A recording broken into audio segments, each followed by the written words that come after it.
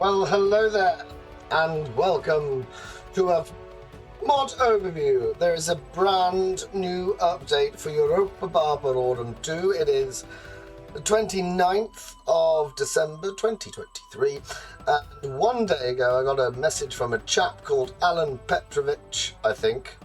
Apologies if I've said your name wrong. Saying that they've updated it to 2.4, so let's have a look at where we're going. I'll go over the usual things as well, but we're going to see what the changes are in particular. Now, I looked at the changelog. The changelog has over 1,000 things that have happened to it. You're all free to go down and have a look on the Total War. The first thing to note is that the factions are identical. There hasn't been any change on this.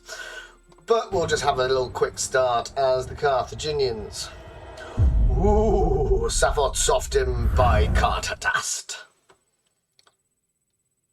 Bloody love this mod. Bloody love it.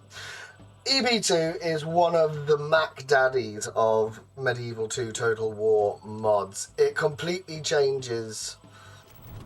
Oh, hello. This is new. How exciting. Sofet. When Pyrrhus assistance. Oh, so this is background fluff and information. So that's telling you about the situation on Carthage. That's not different either. So what this mod does, it completely changes all of Med 2 to make it into a antiquity based mod or classical history. So if we have a quick tour of the world, we have Spain. There's no new towns here from the look of things. I don't think it's actually changed an awful lot in terms of territories. There might be a couple extra ones knocking over here. All the way as far to India in the east with Taxashila. And you got Bactria and Parthia are knocking about. And then you got the mighty Seleucid Empire because Alexander the Great's just snuffed it.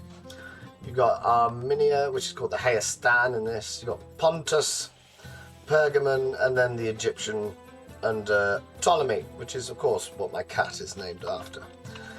But we've got many, many exciting things. We have new unit cards. We have new units added into the mod as well. Let me have a look and see if I can find some. There's some. Lovely. Celtiberian swordsman. Looking fantastic. We've got... Now, the essence of the mod, really, is unlike in other mods where you would have... I take Lord of the Rings, for example. You got characters like Aragorn and Legolas and Thranduil. They are predetermined to be amazing because they're characters from the films. In this, it doesn't quite work the same way. So the most famous Carthaginian son is going to be Hannibal Barca. Hannibal has been born here. You can see him here. He's 1 year old. Is it him? Hanno and Hannibal, is that the one? Is he over here? No, I think that's him. So he is born, but he is not predetermined to be an amazing general. That's up to you to make him that way. So it is very much a sandbox experience. That's the first thing. The second thing is all the cities have had, according to the changelog, there's new unique cities. I'm assuming that's why the settlements in Spain looked particularly different compared to everything else. And you've got every faction in itself. Oh, we've got some buildings destroyed. Let's just do that for fun. Every faction has its own government type, and most, I'd say 99% of the factions have government reforms that can happen later on in the game. So, for instance, we're Carthage, so the Big Daddy Mac is Carthage itself, Cartadast, and it is the council administration. Now, if we get a certain number of settlements that get to be Punic administered, and I think the Carthaginian conditions state we have to have had 5 land battles, large land battles, where they have more than 12 units and a general in each of their armies with Rome, then we can get our own governmental reforms. And that basically adds some extra armour onto our mainstay hoplite units, the Libby Phoenician infantry. There you go. Next armour upgrade is the 4th reform. And that's the same as anyone who's watched on the previous version. We started off as the Greeks down here, although I've had to delete that game now, so you've only got as many videos left as it was pre-recorded. And they can take various settlements, and then they can form a confederacy of the Greek nationalists, and then they can create their own country, and then they create basically the Hellenic League, and then they go out. Same as Pergamon, you start off as a city-state, and then you can expand to be a small country, and then finally you can expand to be an empire, and that goes as well for Pontus, Hayastan. Parthia is a little bit different, because Parthia, you start as a nomad, so you've got to take certain settlements and set yourselves up there. But it is a bloody good mod, this. This is one of the best mods ever made. It was originally made for Rome 1, and then it was just like a massive upgrade at that point, but now it's on Med 2 and has been updated and is brand shiny new. I recommend to everybody that you go and have a look at it. It is fantastic. There are slight issues. Now, if we were to look at the playstyle on this one, you get 1,140 turns. There's 4 turns per year. That will be enough to take you down to the 0 BC, the year, of course, where our Lord and Saviour Jesus Christ was born and then nailed to a cross like 30 years later. But it is very much a slow burn of a campaign. And because it's such a slow burn, and again, going back to my Greek campaign, every time you lose a battle, it feels incredibly important. So all the battles, they do take a lot longer. A battle on this game, for instance, Dak, I get normally a stat killed off in about 10 minutes. On this one, the infantry stays. So your battles tend to last between 20 and 30 minutes per go. I take the battle time limit off as well, because that just annoys me. But it is a complete overhaul. It is fan-bloody-tastic as well, and I just can't say enough. If you've never played a Europa Barbarorum 2, feel free. Just look at the fantastic detail put on. We've got this. Oh, they've changed the colour of it. This was blue last time. The big guy. I don't know why he's here. I'm assuming he's there for scripting purposes, but I don't really know. There have been new scripts that have been added into the game, and there have been new events and such things. If we just go on foot, let's just... I'll show you a script. So if we went with him, we go over here. Let's just auto-resolve that. There you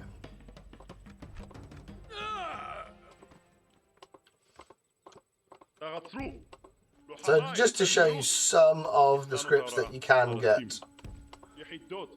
If I think it's Masana that causes a war, so we'll besiege Masana as well. We'll take that, that'll trigger something. And there's another one up here for Spain, so there's predetermined things. So just bear with me 2 seconds whilst we continue. But I'm so excited that this has been updated. And I will almost certainly, I found Empire 2 yesterday. And found EB2 today, so it's going to be a very, very computer-based Christmas holiday for me as I approach the 1-year anniversary of my channel as well, which is basically done because I get lonely when Pig goes out tutoring. Oh, we're just auto-win.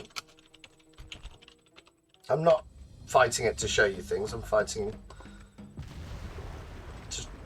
show you how much detail and things are triggered in. So like you start with certain treaties as the Carthaginians. Here we go, look. Elders, the maneuver of Carthaginian soldiers so near to the Straits of Messana on the Isle of Sicily threatens the Mamertinoi, who have sought assurances from the Roman Republic. Continuing this policy will result in war, I fear.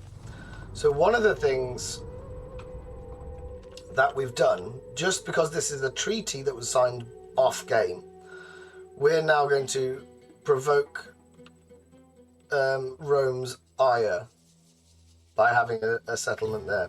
And the same thing would happen if we went to there as well. That's also another one where we trigger something with these the Celtiberians. On top of that, well, we've got colonists, so we're a colonial faction, so to build up our settlements, it says we need to establish settler colonies so we can spread our Punic influence across the whole world. So to show you how that would work, if we go to Nuri, no. If we go to, no. This is telling you that we can build these. We've got enough people ready to go and sort of upgrade, so it goes from an allied colony up to an allied capital polis. And so on and so forth. And it's got an insane number of sort of traveller logs and unique buildings. Let's have a look. If we go to Carthage, there's definitely going to be one. So we've got, that's the traveller logs telling you what the settlement's about. Here we have the temple complex of Carthage. Here we have the mighty port and the walls of Carthage. And here we have some elephant stables showing you that, that's a nice interesting map, isn't it? Let's look how funny Greece looks.